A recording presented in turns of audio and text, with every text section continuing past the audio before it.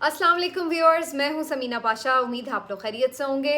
Viewers, बहुत ही अहम और धमाका खेज़ किस्म का ये दिन था जहां सुबह से ही ख़बरों का एक तांता बना रहा है और बड़ी इंपॉर्टेंट ख़बरें जो हैं वो आज आती रही हैं। पहले वीलॉग में भी आपने देखा अदालत से जो खबरें आई और उसके बाद भी सारा दिन तहलका खेज़ी जारी रही। तो इस वीलॉग में भी कुछ अहम खबरें और अपडेट्स लेकर इस वीलॉग में आपके सामने हाजिर है जनाब। पहले तो आपको बताएंगे आज दुबई लीक्स के हवाले से नई लीक्स हुई हैं जिसमें दुबई में मौजूद मुख्तलिफ प्रॉपर्टीज़ के हवाले से तफसीलात शाया की गई हैं और ये बड़ा दिलचस्प है देखना कि कौन कौन इसमें शामिल है, किन किन रहनुमाओं की, किन किन अफसरान की दुबई में जायदादें निकल आई हैं, उनकी मालियत क्या है और ये क्या वाकई जुर्म है, कोई गलत काम है, इसको क्या किस अंदाज से, किस नज़र से देखना चाहिए, इस पर बात करेंगे। बाबर सत्तार साहब ने जी एक और बॉम्ब फोड़ दिया है और एक और मुदाखलत पर मबनी ख़त उन्होंने लिख दिया है chief justice Islamabad high court को कि एक दफ़ा फिर उन्हें अप्रोच किया गया है और उन्हें मना किया गया है कि जो ऑडियो लीक्स का केस है उसके ऊपर पीछे हट जाएं, बैक ऑफ कर जाएं। तो इसके ऊपर फिर क्या रद्द-ए-अमल आया, इस ख़त के मज़ीद क्या मंदरजात है, इसके ऊपर भी आपको तफसीलात फ़राहम करेंगे। इसके साथ साथ जनाब आपको बताएंगे कि फाइनली शेख वक्कास अकरम साहब जो हैं उनको ही पीएसी के लिए नामज़द कर दिया गया एज चेयरमैन पीएसी और फिर एक तौहीन अदालत की जो कार्रवाई है वो शुरू हो चुकी है जो कि जस्टिस बाबर सत्तार के मामले पर लास्टली अगर टाइम बचा तो फिर अंसार अब्बासी साहब की रिपोर्ट भी आपके साथ शेयर करेंगे जो 9 मई वाक़यात के हवाले से उन्होंने उसकी कुछ डिटेल्स शेयर की हैं, लेकिन ये अगर टाइम बचा तो आखिर में बात करेंगे क्योंकि आज तफसीलात काफ़ी सारी हैं तो पहले उनके ऊपर बात कर लेते हैं। आपसे रिक्वेस्ट है कि चैनल को सब्सक्राइब कर लें अगर अभी तक सब्सक्राइब नहीं किया। तो सबसे पहले जी बात करते हैं दुबई लीक्स की। पनामा लीक्स हों या दुबई लीक्स हों या कोई भी लीक्स हों, अफसोस होता है लेकिन चीज़ ये है कि हमें पता ये चलता है कि पाकिस्तान के अवाम बेचारे तो बहुत गरीब हैं, उनका तो ये हाल है कि वो 2 वक्त की रोटी पूरी नहीं कर सकते, लेकिन पाकिस्तान की अशराफिया वो अल्हम्दुलिल्लाह अल्लाह के फजलो करम से बहुत अमीर है और उसकी सिर्फ यही नहीं कि पाकिस्तान में जायदादें हैं और पूरी सल्तनत बनी हुई है, कई कई शुगर मिलें और कई कई रकबों पे फैली हुई इनकी ज़मीनें हैं, बल्कि इसके साथ साथ कई कई बर्र आज़मों में इनके जो मुख्तलिफ़ जायदादों और कारोबारों की तफसीलात हैं वो भी सामने आती रहती हैं।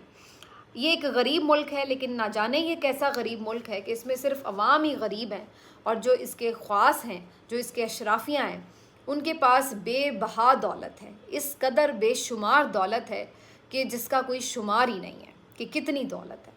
और फिर मज़े की बात क्या है? मज़े की बात यह है कि यही अशराफिया जब पाकिस्तान के गरीब अवाम जिनके तन पर कपड़े पूरे नहीं होते, जिनके मुंह में साफ़ पानी का कतरा नहीं जाता, जिनके पास पेट्रोल डलवाने के पैसे नहीं होते, जिनके पास 2 वक्त की रोटी के पैसे नहीं होते, जिनके पास बच्चों की फ़ीस अदा करने के पैसे नहीं हैं जिसकी वजह से 2.5 करोड़ बच्चा आपका स्कूलों से बाहर है, जिसके पास सेहत की सहूलियात नहीं है और इस किस्म की बेचारी अवाम के सामने जब ये वोट मांगने जाते हैं तो फिर वहाँ जाकर ये क्या कहते हैं कि हमें आपके दर्द का एहसास है, हम आपके मसीहा हैं, हम आपके मसाइल का हल करेंगे। आपको अगर वाकई दर्द का एहसास हो तो उसके बाद आप अपनी अरबों खरबों की जायदादें क्या बैरूने मुल्क रखें? अब आपको मैं पहले तफसीलात बताती हूँ फिर इसके ऊपर डिटेल में बात करते हैं। दुबई लीक्स में जो तफसीलात आई हैं उसके मुताबिक हुक्मरान जो तबका है, जो दोनों बड़े ख़ानदान हैं, उनकी माशाल्लाह से दुबई में अरबों की जायदादें हैं। जरदारी साहब के तीनों बच्चों के नाम, आसिफा भुट्टो, बख्तावर, बिलावल भुट्टो, सब के नाम पर जायदादें मौजूद हैं दुबई में। इसी तरह से हुसैन नवाज़ की जायदादें मौजूद हैं। फैसल वावडा साहब, उनकी अहलिया की जायदाद मौजूद है। शर्जील मेमन साहब और उनकी अहलिया की जायदादें मौजूद हैं। मोहसिन नकवी साहब की भी अहलिया के नाम पर जायदाद मौजूद है दुबई में। इसके साथ साथ जो इंटरेस्टिंग बात है वो ये कि जो हमारे साबिक अफसरान हैं मुख्तलिफ अफवाज पाकिस्तान से रिटायर्ड, इनके भी असासे और जायदादें जो हैं वो बैरून मुल्क पाई गई हैं और इनमें 12 से ज़ायद ऐसे अफसरान हैं जिनकी जायदादें दुबई में मौजूद हैं। ये सिर्फ अभी चूँकि दुबई लीक्स हैं तो मतलब जिनके मुत्तहदा अरब अमारात में प्रॉपर्टीज़ और जायदादें हैं ये उनकी तफसीलात हैं। तो ये जनाब, ये और फिर और बहुत सारे लोगों की मज़ीद भी नाम हैं इसमें, और मजमूई तौर पर अगर मैं आपको बताऊं तो 17,000 अफराद की 23,000 जायदादें हैं जिनका ताल्लुक पाकिस्तान से है। और इनकी अगर कुल मालियत की बात की जाए तो 11 अरब डॉलर की ये जायदादें हैं जो टोटल यहाँ पर मौजूद हैं दुबई के अंदर। अब इसमें बहुत से लोग ये बात करते हैं कि जी गलत क्या है, जायदाद आपके पास पैसे हैं, आप कहीं भी ख़रीद सकते हैं, तो इसमें गलती क्या है, इसमें गुनाह क्या है, इसमें जुर्म क्या है। बिल्कुल सही बात है, अगर आप साहिब हैसियत हैं तो इसमें कोई जुर्म नहीं है कि आप कहीं पर भी अपनी जायदाद ख़रीद सकते हैं दुनिया में। जुर्म क्या है? जुर्म तब है जब आप इसको नंबर 1 डिक्लेयर नहीं करते, यानी आपने इसको अपने मुल्क के कानून के अंदर जाहिर नहीं किया हुआ, छुपाया हुआ है, बताया नहीं हुआ, पहली चीज़। दूसरी चीज़ ये कि आपने ये जो जायदादें ख़रीदी हैं, बनाई हैं, इसकी अगर मनी ट्रेल आपके पास नहीं है, यानी आपके पास ज़राए आमदन नहीं है, आप बता नहीं सकते कि ये जायदाद जो आपने बनाई है इसके लिए आपके पास पैसा कहाँ से आया। ये जो 2 चीज़ें हैं बुनियादी, ये हैं बेसिकली प्रॉब्लम। और अगर हम ये मान भी लें कि ये दोनों चीज़ें आप बता रहे हैं, बहुत से लोगों की डिक्लेयर्ड हैं जायदादें, और ये भी कि बहुत से लोगों के पास मनी ट्रेल भी होगा कि उनके पास वो जायदादें कैसे बनी, कैसे उन्होंने लीगल तरीके से पैसे ट्रांसफ़र करके बाकायदा ये प्रॉपर्टीज़ ख़रीदी हैं। अगर ये दोनों बातें दुरुस्त हैं तो ये कानूनन तो कोई जुर्म नहीं है, इसमें कोई शक की बात नहीं है। लेकिन अखलाकन फिर भी ये बात सामने आती है, ख़ास तौर पर उन लोगों के लिए कि जो वोट मांगने जाते हैं, जो हुक्मरान अशराफिया से, जो कहते हैं, दावा करते हैं कि हमें गरीबों का बड़ा दर्द है। कानूनन जुर्म नहीं होगा, लेकिन अखलाकी तौर पर तो आपके ऊपर कोई जिम्मेदारी होती है, आयद या नहीं होती। यानी वो मुल्क जो पाकिस्तान मुल्क जो IMF से 1 अरब डॉलर, 2 अरब डॉलर, 6 अरब डॉलर के लिए इस कदर सख्त शराइत मानता है, इस कदर सख्त शराइत मानता है कि जिसकी वजह से जो गरीब आदमी है उसके लिए जीना मुश्किल हो गया, इस मुल्क में लिटरली जीना मुश्किल हो गया। इतनी आपको मिन्नतें करके, इतने तरले करके, इतने वो आपके यूं गर्दन पे अंगूठा रख के आपको 1 अरब डॉलर आपके मुंह पर मारते हैं वो। और हकीकत ये है कि आपके अपने पैसे, अरबों रुपए की जायदादें डॉलर्स में वो वहाँ पड़ी हुई हैं। आपने ला के वो पैसे यहाँ लोगों में बांटने नहीं है, सिर्फ आपने ये करना है कि उन जायदादों को अगर आप फ़रोख्त करके डॉलर्स पाकिस्तान में लेके आते हैं और यहाँ पे इन्वेस्टमेंट करते हैं तो आपके पास डॉलर्स की कमी पूरी हो जाती है। तो आपको ये थोड़े थोड़े पैसों के लिए IMF के आगे लेटना नहीं पड़ता और अवाम का खून निचोड़ना नहीं पड़ता। लेकिन हम अपनी जायदादें वहाँ महफूज रखते हैं, लंदन में भी होंगी, ऑस्ट्रेलिया में भी होंगी, दुबई में भी होंगी, पता नहीं कौन कौन से मुल्कों में होंगी, स्विट्ज़रलैंड में अकाउंट होंगे, पूरे पूरे जजीरे ख़रीदे हुए होंगे। और फिर हम ये क्लेम करेंगे कि ये सब हमने अपनी हक हलाल की कमाई से बनाया। हक हलाल की कमाई से कैसे ये सब बनता है हमें समझ नहीं आता। चलिए मान लिया हक हलाल की कमाई से है, तो फिर आप ये दावा तो ना करें कि आपको गरीब का दर्द है। अगर गरीब का दर्द है तो अपनी जायदादों को यहाँ शिफ्ट करें, अपने डॉलर्स को यहाँ शिफ्ट करें, ताकि कम से कम IMF के आगे आपको इतनी सख्त शराइत तो ना मांगनी पड़े जिसकी वजह से आपकी ये जो गरीब अवाम है वो बिल्कुल मरने के मुंह पर आ गई है। और ये इसमें दोनों ख़ानदान शामिल हैं। अभी तो ये पता चलेगा कि किसने डिक्लेयर की हैं, किसने नहीं की, क्योंकि अभी इब्तिदा में तो सारे ही मना कर रहे हैं कि जी हमारी तो डिक्लेयर है, कोई सनसनी ना पे। शर्जील मेमन साहब का आ गया जी हमारी डिक्लेयर है, मोहसिन नकवी साहब ने कहा जी मेरी डिक्लेयर्ड हैं, फैसल वावडा साहब ने कहा जी डिक्लेयर्ड है, शेर अफजल मरवत साहब का नाम, PTI में सिर्फ शेर अफजल मरवत साहब हैं जिनका नाम आया, और उन्होंने भी ये कहा है कि मेरा एक अपार्टमेंट है और मेरी जायदाद डिक्लेयर है और मैं 6 साल से ये डिक्लेयर्ड है FBR में हर जगह पर। जिन लोगों की, सियासतदानों की अगर तो डिक्लेयर्ड नहीं है FBR में या ECP के गोशवारों में, तो उनके खिलाफ तो इवन नाअहली के केस भी बन सकते हैं। और अगर डिक्लेयर्ड हैं तो फिर ज़ाहिर है कानूनन तो ये कोई जुर्म नहीं है, तो उसके ख़िलाफ़ तो कोई कार्रवाई नहीं हो सकती।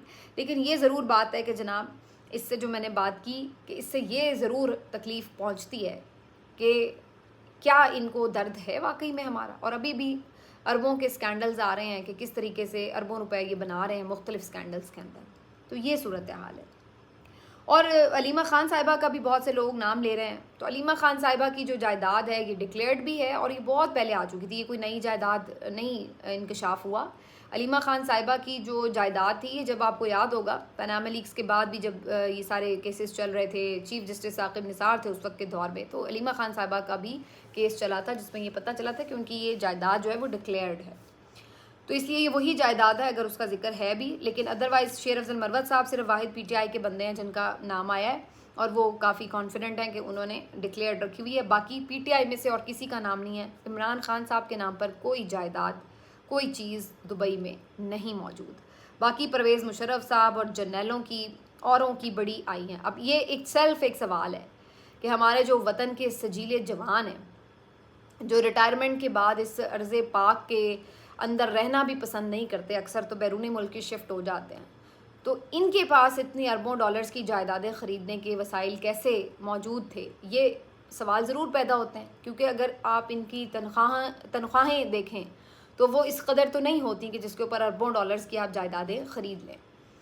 तो ये कैसे आई हैं, इसके ऊपर कभी कोई क्वेश्चन भी नहीं करता, इनको कोई पूछगछ ही नहीं होती। बल्कि अगर किसी का नाम आ जाए तो उल्टा जिसने नाम दिया होता है उसके ख़िलाफ़ कार्रवाइयाँ शुरू हो जाती हैं। शाहिद असलम साहब की मिसाल आपके सामने है, जिन्होंने जनरल बाजवा की जायदादों से मुतल्लिक इंकशाफ किया और उसके बाद उनके अपने ख़िलाफ़ कार्रवाई होगी, उन्हें जेल में उठा के डाल दिया गया। जजेज़ हजरात की कोई ख़ास यहाँ पे नाम नहीं आया सामने। तो ये सारी जी दुबई लीक्स की कहानी है। लेकिन बहरहाल हमारी अशराफिया कितनी इस मुल्क के साथ सिंसियर है, ये ज़रूर इससे अंदाज़ा हो जाता है। चलिए जी, हम वैसे मुंह पे कह देते हैं हमारी लंदन तो क्या पाकिस्तान में भी कोई जायदाद नहीं है, लेकिन हकीकत ये है कि हर जगह पे हमारी जायदादें निकल आती हैं। बहरहाल जी, ये डॉन लीक्स है, अब इसका शोर शराबा जारी रहेगा, कुछ दिन इसके ऊपर बातचीत होती रहेगी। लेकिन कुछ और इम्पॉर्टेंट खबरें वो भी मैं आपके साथ शेयर कर लूँ। बाबर सत्तार साहब ने एक और ख़त लिखा है chief justice Islamabad high court Aamir Farooq साहब के नाम, और उन्होंने उसमें फिर वाज़े तौर पर बताया है कि ऑडियो लीक्स का जो वो केस सुन रहे हैं, इस मामले पर उनको अप्रोच किया गया हाई ऑफिशियल की जानिब से, टॉप ऑफिशियल एजेंसी की जानिब से, और उसमें उन्हें कहा गया है कि जनाब आप इस केस से बैक ऑफ कर जाएं, पीछे हट जाएं। तो साथ में उन्होंने लिखा है कि ज़ाहिर है मैंने इसको बॉदर नहीं किया, लेकिन उन्होंने इन रिटन दोबारा से चीफ जस्टिस को ये बात रिकॉर्ड पर ला के रख दी है। अब जैसे ही बाबर सत्तार साहब का ये मामला आया तो इसके ऊपर ज़ाहिर है फिर एकदम हलचल मच गई, क्योंकि इतना अब ये बड़ी इंटरेस्टिंग बात है कि अदलिया को कोई अप्रोच कर रहा है, उसके ऊपर कोई दबाव डालने की कोशिश करता है, तो वो भी फिर सीधे हो गए, ठा ठा ठा सीधा बता देते हैं फिर मीडिया के ऊपर, ताकि अब आप क्या करेंगे। अब आप जो दबाव डालने वाले हजरात हैं उनके पास क्या ऑप्शन रह जाता है। अब वो फिर थरथली मच गई जी, इधर उधर ये वो। अब उसके बाद इन्होंने क्या किया, वो कहते हैं उज़रे गुना बदतर अज गुना, वो वाली सूरत हाल थी। अटॉर्नी जनरल साहब को भेज दिया कि जी जाके आप इसको रिबटल कर दें। अटॉर्नी जनरल साहब जो कि कभी एक उनका स्टेटमेंट मैंने सुना था कि जी अगर बाबर सत्तार साहब के ऊपर कोई बात की गई तो मैं रिज़ाइन करके उनका मुकदमा लड़ूंगा, वो शायद उनकी बढ़त ही थी खाली, क्योंकि जब हकीकत में ऐसा वक्त आया तो वो तो उल्टा मुखालिफिन को दिफा करने के लिए उनका पहुंच गए। खैर जी, उन्होंने अपना एक वीडियो पैगाम जारी किया जिसमें उन्होंने कहा कि ऐसी कोई चीज़ जो है वो रिपोर्ट नहीं हुई कि किसी ने उन पर दबाव डाला या अप्रोच किया है। अलबत्ता अब उसको वो थोड़ा सा कैसे कवर करने की कोशिश कर रहे हैं कि उनसे ये सिर्फ रिक्वेस्ट की गई थी कि जनाब जो ये सारी ब्रीफिंग है ऑडियो लीक्स के ऊपर, इसको इन कैमरा रखें, क्योंकि इससे सिक्योरिटी मामलात या जो कौमी सलामती है, तो ये जो हमारी कौमी सलामती है जो कि इतनी कि कोई डेलिकेट है कि एक छोटे मोटे ट्वीट से, एक छोटी मोटी लेटर से, 2-4 जुमलों से, कोई एक टिकटॉक से, ये कौमी सलामती हमारी जो है ना वो हर वक्त स्टेक पे लगी रहती है। तो बहरहाल ये कौमी सलामती जो है ना जी हमारी, ये मुश्किल में पड़ जाती है। तो ये सिर्फ रिक्वेस्ट की गई थी कि जी इन कैमरा ब्रीफिंग ले लें। इस बात को शायद जज साहब ने मिसअंडरस्टैंड किया और उन्होंने इसको मुदाखलत कह दिया। ऐसी कोई चीज़ है ही नहीं, कभी मुदाखलत कोई करता ही नहीं है, ये वो ब्ला ब्ला। तो ये आके उन्होंने किया, फिर उससे बात नहीं बनी। तो उसके बाद अता तारड़ साहब नमूदार हुए अलॉन्ग विद आज़म नज़ीर तारड़ साहब। तो तारड़ बरादरान ने यहाँ बैठ कर फिर जनाब फिर यही कोशिश की कि जी जज साहब को ही कहें कि जी आप ही गलत हैं, ऐसी तो कोई बात कभी हुई नहीं कि हुकूमत की तरफ से या उनके मातहत इदारों की तरफ से किसी ने कोई अप्रोच किया और वगैरह। बहरहाल अब ख़त तो सामने आ चुका है और उसको आप डिनाई तो नहीं कर सकते। तो अब बात यह है कि जो चीफ जस्टिस काजी फ़ायज़ साहब हर वक्त पुकारते रहते हैं कि मेरे दौर में कोई मुदाखलत नहीं हुई, जब से मैं चीफ जस्टिस बना हूँ किसी को कोई अप्रोच नहीं हो, तो ये अब सारी कहानियाँ आपके अपने दौर की हैं चीफ जस्टिस साहब। अब तो ख़त सामने आ गए, तो अब तो आपका इसको डिनाई करना मुमकिन नहीं है। अब तो दादरसी करनी पड़ेगी इन जज साहिबान की, जो ये मुसलसल लगातार कह रहे हैं कि उनको अप्रोच किया जा रहा है। ठीक है, और ये कोई समझा दे कि ये कौन सी कौमी सलामती है जो कि किसी के बेडरूम के साथ जुड़ी हुई है, कि वहाँ पे कैमरे लगाने से, वहाँ पे ऑडियोज़ को रिकॉर्ड करने से वो जो है आपकी कौमी सलामती, वहाँ पे कौन सी वो सर्विलेंस हो रही है, कौन सी निगरानी हो रही होती है बेडरूम के अंदर। ये कोई समझा दे कि इसका कौमी सलामती से ताल्लुक़ क्या है। वैसे तो ये ऑडियो लीक्स का जो मामला है, ये वैसे ही बुशरा बीबी साहिबा की ऑडियो लीक्स के ऊपर बात है। ये कोई पाकिस्तान के ऐसे सीक्रेट मिशन की बात नहीं है कि जिसको कोई कहे कि जिसके ऊपर सर्विलेंस बड़ी ज़रूरी थी। तो पाकिस्तान की खातून अव्वल थी, उनका क्यों फ़ोन टैप किया जा रहा है या उनकी क्यों ऑडियो रिकॉर्ड की जा रही है, ये बेसिकली सवाल है। तो इसके साथ पाकिस्तान की कौमी सलामती कैसे जुड़ गई है, ये बात समझने से हम तो कासिर हैं। तो ये बस एक मंजन है जो बेचा जाता है, चूरन है जिसको हर चीज़ में फिट करने की कोशिश की जाती है, लेकिन बात अब बनती नहीं है। अब लोग सियाने हो गए हैं और जज साहिबान खड़े हो गए हैं, हर चीज़ का पोस्टमार्टम होता है, खुल के सवाल होते हैं, खुल के जवाब आते हैं। तो इसलिए अब बहुत सारे जो पुराने आपकी मिथ्स थी जिनको कोई टच नहीं करता था, अब वो हर चीज़ के ऊपर बात होती है। तो बहरहाल जी, इसके ऊपर अब काफ़ी शोर है, लेकिन इंटरेस्टिंगली बाबर सत्तार साहब का जो मामला था, जिसके ऊपर मैंने आपको बताया था कि तौहीन अदालत की कार्रवाई के लिए 3 रुकनी बेंच भी बन चुका है, जस्टिस मोहसिन अख्तर कियानी साहब भी इसको कर रहे हैं लीड।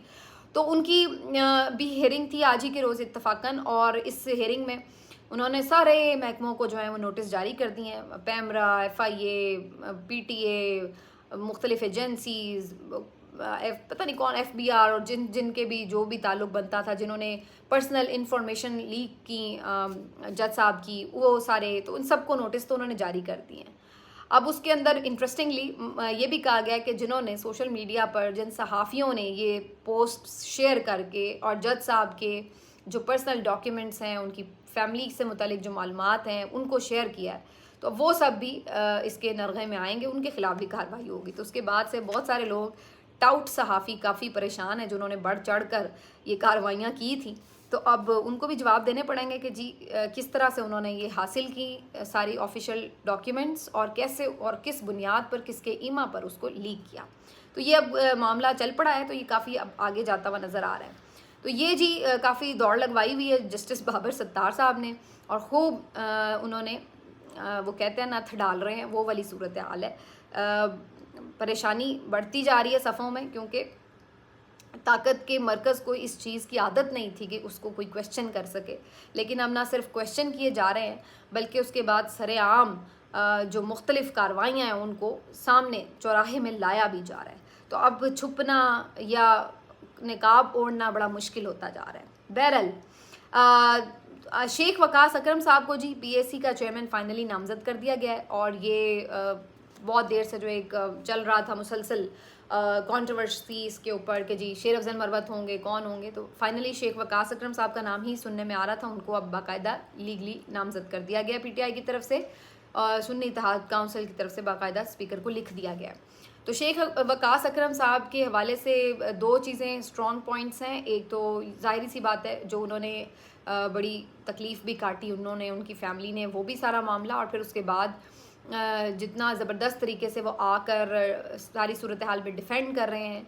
फिर उनका ताल्लुक़ पंजाब से भी है, और ये भी एक बात कंसीडर की जा रही थी कि जो मुख्तलिफ़ ओहदे हैं इस वक्त, वो खैबर पख्तूनख्वा के जो पार्टी के लोग हैं उनको मिले हुए हैं। तो PAC यानी पब्लिक अकाउंट्स कमेटी का जो चेयरमैन है, उसका ओहदा पंजाब को मिलना चाहिए। तो शेख वकास अकरम साहब के नाम ही फिर इसका कुर्रा निकला है, तो वही है फाइनल हुआ है, which is a good choice. Sheikh Waqas Akram साहब अच्छे समझदार आदमी हैं, लॉयल हैं, और सियासी आदमी हैं। तो इस लिहाज से ये कि हुकूमत के साथ मामलात देखना करना, उस सिलसिले में भी उनकी तरफ से एक अच्छी अंडरस्टैंडिंग रहेगी। तो जनाब, ये सारी कहानियाँ, बात लंबी हो जाएगी अगर मैंने बात की अंसार अब्बासी साहब की डिटेल रिपोर्ट की, लेकिन इंटरेस्टिंग बात यह है जनाब कि खबरों का सिलसिला जो है वो बड़ी तेज़ी से जारी है और फिर सबको आखिर में इंतज़ार है जुमेरात का कि उस दिन क्या फ़ाइनल होता है। कोई शार्क मछली आके इंटरनेट का कनेक्शन तो नहीं काट जाएगी जिसकी वजह से इमरान खान साहब को वीडियो लिंक पे भी पेश ना किया जा सके। लेकिन उसके ऊपर ये तो बहाने करेंगे, लेकिन उसके ऊपर जो कोर्ट का रिएक्शन है वो देखना होगा कि वो क्या कार्रवाई करते हैं, वो अपने हुक्म पर अमल दरामद को कैसे मुमकिन बनाते हैं। मिलते हैं जी आपसे अगले वीलॉग में। अपना ख्याल रखिए। अल्लाह हाफ़िज़।